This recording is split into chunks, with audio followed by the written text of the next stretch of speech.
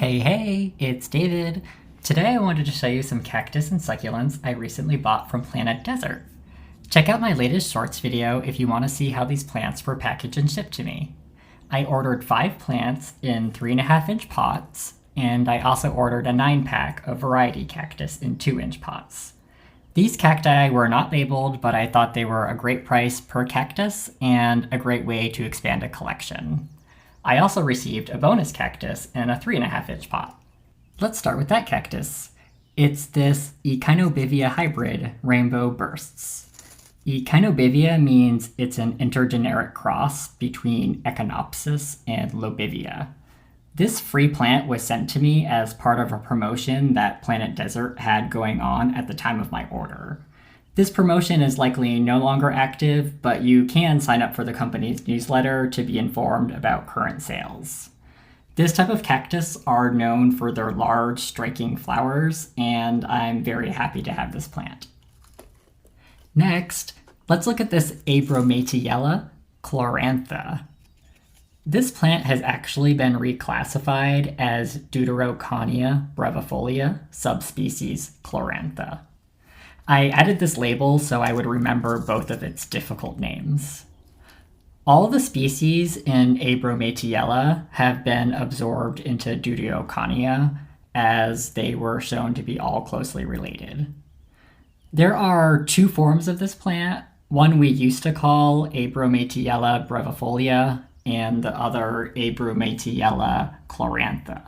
But after DNA analysis, it was decided that these are actually the same plant, and Chlorantha is a miniature form. Now both plants are known as Deuterocohnia brevifolia, and the miniature form is given the subspecies Chlorantha.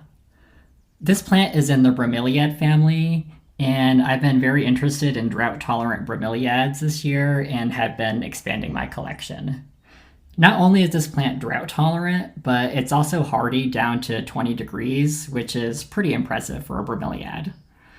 I love the dense mounds that this plant forms with age and have always been impressed when I see this plant in collections. I haven't decided yet if I will keep this one potted or add it to my landscaping, but I think I'll keep it potted, at least in the near term. Now let's look at these Haworthia Truncata. They are succulent plants native to South Africa. I like how the leaves of this species are arranged in a row like this. I have a more common species of Haworthia that has leaves arranged in a rosette form, but I've been wanting to add the Truncata to my collection because of this unique growth pattern.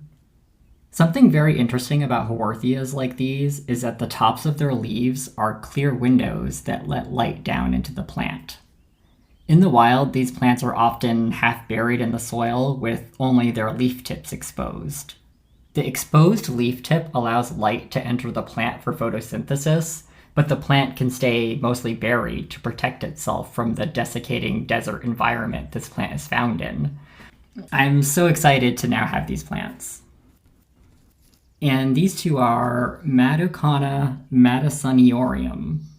When these cacti lack spines, they do resemble Lophophora, though the flowers look much different on the 2 plants. The flowers on this plant are large and red, though sometimes white, while Lophophora has much smaller pink flowers. You may have noticed I purchased 2 of a couple of these plants. The reason I did this is because I would like to collect seed from these plants. So hopefully in the future I can get them to flower at the same time for cross-pollination. If that's the type of content you like to see here on YouTube, make sure you're subscribed to my channel so videos like this show up in your feed. Now let's look at the 9 cacti that were sent in 2-inch pots. As I mentioned, these are not labeled, so we're on our own to figure out what the species are. I've ordered them in how confident I am in their name. If I've gotten any of these wrong, or if you know what any of them are that I wasn't sure about, I would love it if you left a comment and shared the knowledge. Let's start with this. I'm pretty sure it's an Oreocereus trollii, which is commonly known as Old Man of the Mountain. Next up, I believe this is a Ferocactus macrodiscus. The macrodiscus species of Ferocactus is one that blooms at a smaller size, while most other Ferocactus must be quite large before they can flower. This is a Mammillaria Polytheil Toluca. As you can tell, it's a spineless form of this plant, which is so interesting. It did arrive flowering, which is always a nice surprise, but unfortunately I waited a day too long to take this video, but I'll put a clip up from a couple days ago. You can also see that more flowers are on the way. Next, I think this is a Parodia leningoshii, which is also known as the golden ball cactus. It certainly looks like a golden ball right now. Next up, another Parodia, this time a Parodia scopa, or silver ball cactus. The first thing I noticed about this cactus is the color of the top reminded me of my Parodia sclerocereus, but after looking at pictures of this genus, I decided it most looked like Parodia scopa, a closely related species. This I believe to be a snowball cactus, or Mamilopsis senilis. I need to wait for it to flower to verify, but the snowball cactus has large, showy red flowers that are distinctive because they are zygomorphic, meaning it can be divided on just one plane. This cactus was previously placed under Mammillaria and is usually still referred to as such, but it has been moved to its own genus since these flowers are not like other Mammillaria flowers, which are round and funnel-shaped.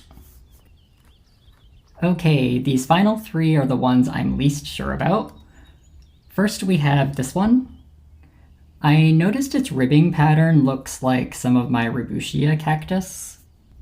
And after looking at some pictures, I'm thinking it might be a Rebutia kupperiana. What do you think? Next up, I believe this to be an Espostoa mirabilis. I saw that Planet Desert used to sell this plant, and their seedling pic looked similar to this cactus, but I'm not very familiar with the species, and it looks quite different once it matures. And lastly, I think this looks like a Trichocereus or Lobivia, or possibly a cross between the two. I'm not really sure at this point, which is why I had it last. I'll give it more time and see if any traits start to stand out to me, or see if I spot any other cacti that I think look similar to this one.